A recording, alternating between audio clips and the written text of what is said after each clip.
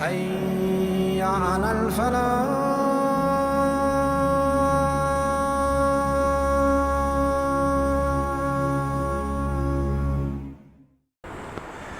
بسم اللہ الرحمن الرحیم. محترم ناظرین کرام، السلام علیکم ورحمۃ اللہ وبرکاتہ. اسلام ایک واحد دین ہے.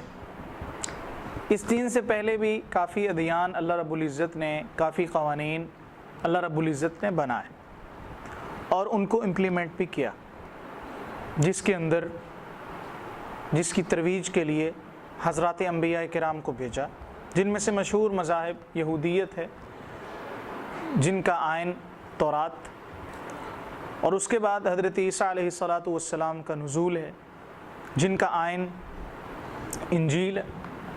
اور انجیل کی بھی 4 قسمیں، یوحنا، برناباس، انجیل متی، انجیل لوقا، یہ 4 قسم کی اناجیل موجود ہیں. اسلام نے کوئی ڈیفرنٹ کام نہیں کیا. اسلام نے انہی تعلیمات کو آگے فارورڈ کیا.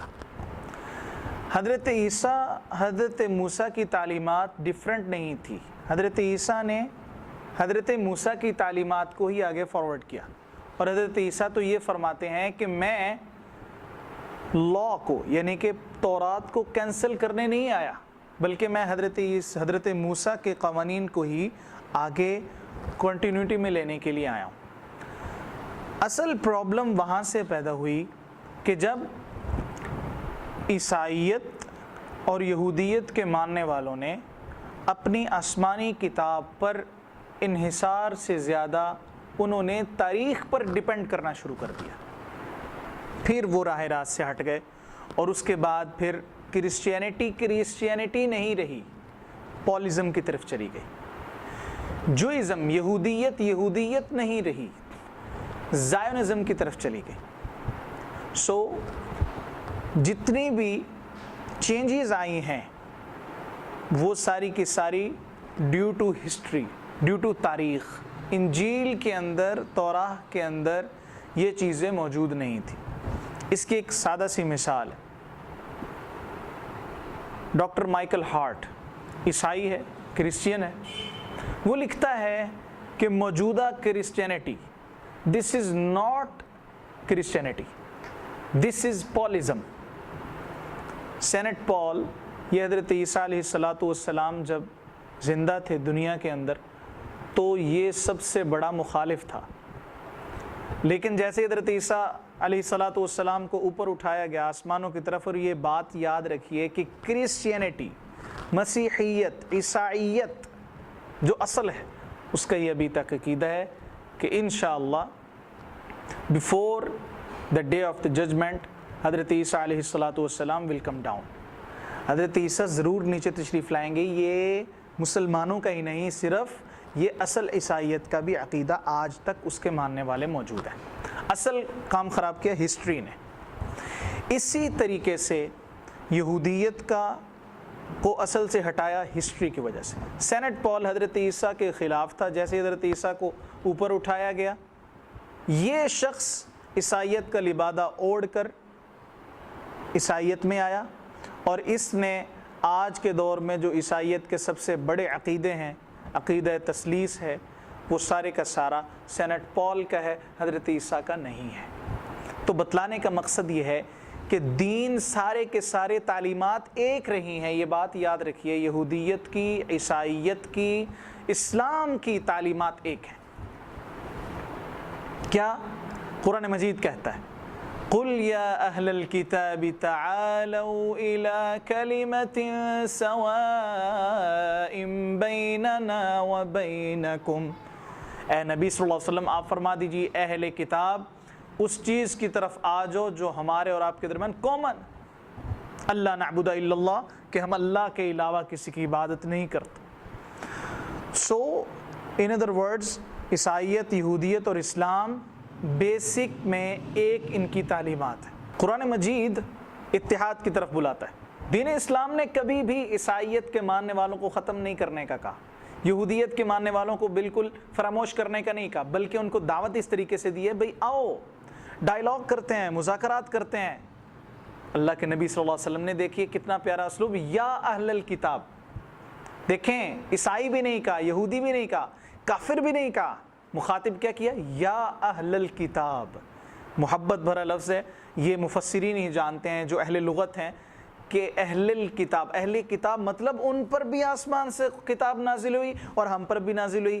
تو حضرت محمد رسول اللہ فرما رہے ہیں اے اہل کتاب, یعنی کہ ان کو اور اپنے آپ کو کامن کر رہے ہیں.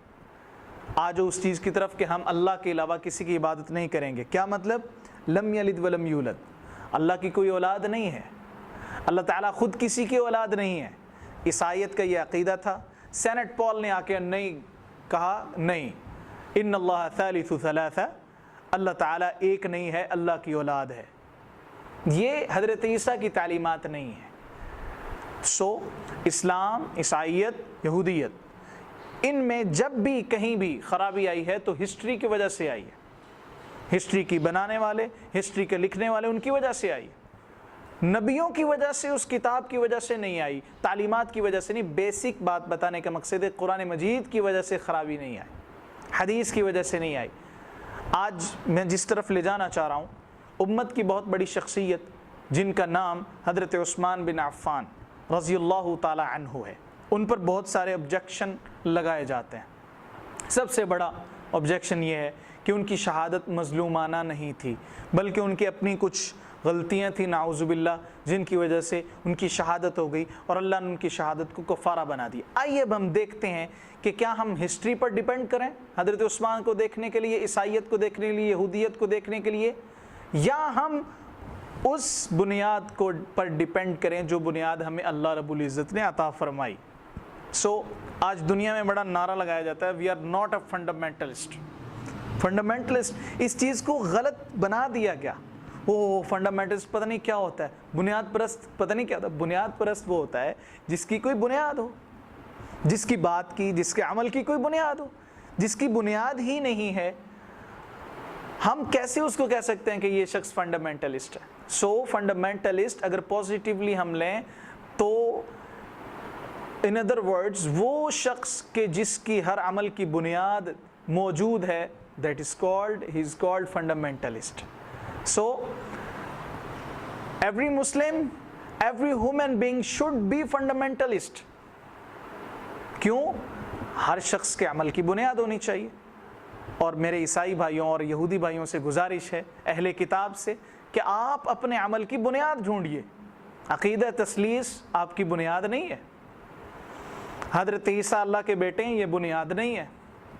حضرت عیسیٰ علیہ السلام فوت ہو چکے ہیں, بنیاد نہیں ہے. بنیاد ڈھونڈیے, آپ کو ملے گا. حضرت عیسیٰ خوشخبری دیتے نظر آئیں گے, او میرے عیسائی امتیوں, او میرے عیسائی حواریوں, میرے بعد ایک نبی نے آنا ہے جس کا نام محمد ہے, یہ بات انجیل میں موجود ہے, آپ نے میرے بعد اس کی پیروی کرنی ہے. سو یہ ہے وہ بنیاد.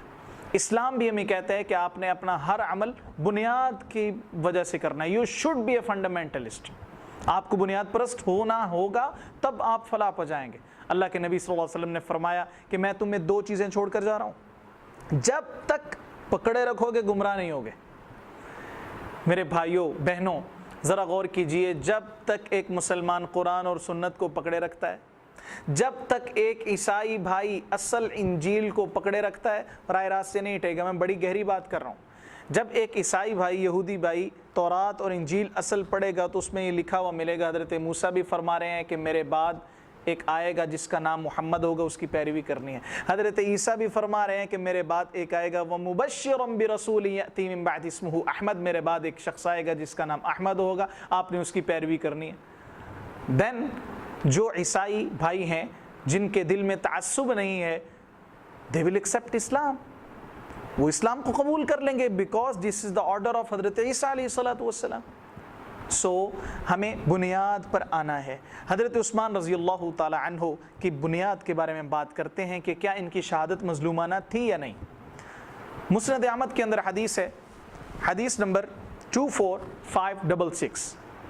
حضرت عائشہ صدیقہ رضی اللہ تعالی عنہ فرماتی ہیں, نبی صلی اللہ علیہ وآلہ وسلم نے اپنی وفات مبارکہ سے کچھ دیر قبل بلایا حضرت عثمان کو, ان کے دونوں کندھوں پر ہاتھ رکھ لیا اور فرمایا کہ عثمان, ایک مصیبت آپ پر آنے والی ہے. منافق لوگ آپ کو کہیں گے کہ آپ اپنا قمیص اتار دو، لیکن جو قمیص آپ کو اللہ نے پہنایا ہے وہ آپ نے ان کے کہنے پر نہیں اتارنا، بے شک آپ کی شہادت ہی ہو جائے۔ حضرت عثمان رضی اللہ تعالی عنہ فرماتے ہیں کہ یا رسول اللہ، میں اللہ سے دعا کرتا ہوں کہ اللہ تعالیٰ مجھے اس وقت استقامت نصیب فرمائے۔ اس کا مطلب یہ ہے کہ شہادت عثمان کی پیشن گوئی یہ جناب محمد رسول اللہ نے خود فرمائی، اور جو حضرت عثمان کو شہید کرنے والے ہیں ان کو کیا فرمایا؟ منافق۔ ہسٹری کی بنیاد پر جو شخص یہ بات کرتے ہیں نہیں یہ غلطی ہوئی، یہ بات ہسٹری میں ہم اس کو جواب دیتے ہیں بنیاد سے، کہ بھی بنیاد یہ ہے غلطیاں نہیں ہوئی، شہادت مظلومانہ ہے۔ ایک اور حدیث پر غور فرمائے، نبی اکرم صلی اللہ علیہ وآلہ وسلم احد پہاڑ کے اوپر ہیں، اور احد پہاڑ کے اوپر تھوڑا سا زلزلہ آیا۔ اللہ کے نبی بھی ہیں، جناب صدیق بھی ہیں، جناب فاروق بھی ہیں، جناب عثمان غنی بھی ہیں۔ آپ نے فرمایا اے احد پہاڑ رک جا، تیرے اوپر ایک نبی ہے، ایک صدیق ہے اور 2 شہید ہیں۔ حضرت عمر بھی شہید ہوئے، حضرت عثمان بھی شہید ہوئے۔ حضرت عثمان کی شہادت کی گواہی جناب محمد رسول اللہ نے خود دی ہے۔ آپ کو بہت اعتماد تھا حضرت عثمان پر رضی اللہ تعالی عنہ۔ آپ صلی اللہ علیہ وسلم فرماتے ہیں ما ضر عثمان ما عمل بعد اليوم۔ ہمیں کسی بندے پر ناز ہونا تو ہم کیا کہتے ہیں؟ اور جاؤ جی جو مرضی کرو، مجھے آپ پر اعتماد ہے۔ اللہ کے نبی فرما رہے ہیں عثمان آج کے بعد جو مرضی کرے اس کو کوئی چیز نقصان نہیں دے سکتے۔ کیا مطلب؟ حضرت عثمان گناہ کریں گے تو نقصان نہیں دے گا؟ اللہ کے نبی گارنٹی دے رہے ہیں کہ حضرت عثمان سے غلطی نہیں ہو سکتی، مجھے اس پر اعتماد ہے۔ اگر حضرت عثمان رضی اللہ تعالی عنہ کی لیڈرشپ میں تھوڑی بہت غلطی تھی تو اللہ کے رسول نے ان کو سفیر بنا کے کیوں بھیجا؟ He was the ambassador. آپ سب سے پہلے امبیسیڈر ہیں اسلام کے، جن کو جناب محمد رسول اللہ نے بھیجا ہے مکہ میں۔